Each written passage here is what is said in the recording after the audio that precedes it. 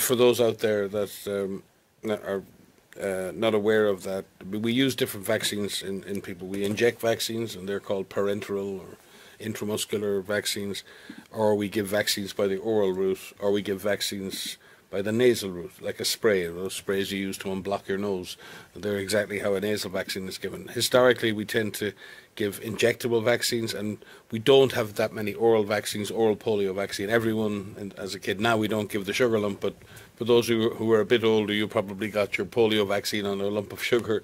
Now there's no sugar, and those drops. And what the aim of those vaccines, oral vaccines for polio, even though there's an injectable vaccine, is the injectable vaccine protects you from being paralyzed.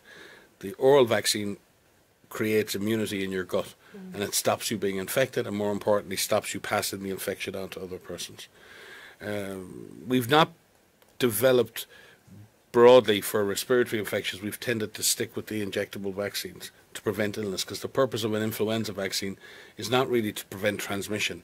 It's meant to stop a person who is vulnerable from having a severe influenza disease, and at that level it works very well. If you want to stop transmission of a respiratory virus, you really should be trying to induce immunity in the respiratory pathway, in the lining of the nose, the lining of the throat, the lining of the lung.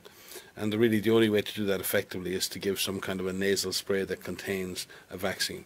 And they've been under development, and they're very straightforward in terms of technology, and there are companies working on the delivery system, companies working on the vaccines.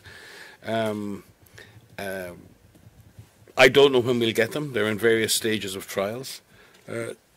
They certainly could be game changers, because what they do is give you that broad-based mucosal immunity, preventing the infection in the first place.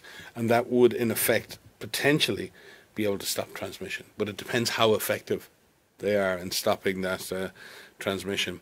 They could also be much cheaper, because oral vaccines or nasal vaccines, you're not injecting something into the body, so they can be much more mass-produced, and very often have a stronger safety profile. So I think there are a lot of advantages, but it remains to be seen how fast we'll get them, and then will the demand be there? Will there be a market for those vaccines for the companies to sell? That remains to be seen as well. But I think if we're thinking about the next pandemic, and I hate talking about the next one before this one's over, but I really do think that we have to get much better and quicker at developing different types of vaccines quicker in a pandemic response. You know, for example, if we had to stop transmission, you know, let's say this was a very severe infection, and let's say we really needed to shut down transmission, we would have been very late with a vaccine like this, very, very late.